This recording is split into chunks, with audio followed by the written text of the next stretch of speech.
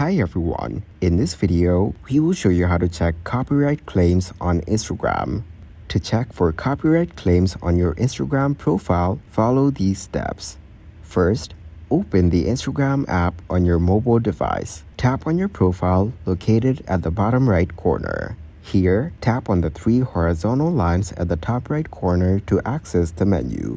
Then, scroll down to the bottom and select the Support Request option. Here, choose the Violation option to check for copyright claims or violations. If there are no violations, then your content is compliant with Instagram's community guidelines. Instagram will notify you if your content has been removed or if you should avoid posting certain types of content in the future. That's it. Following these steps will help you stay on top of copyright claims on your Instagram profile. Thanks for watching. Like the video and subscribe to the channel for more content like this.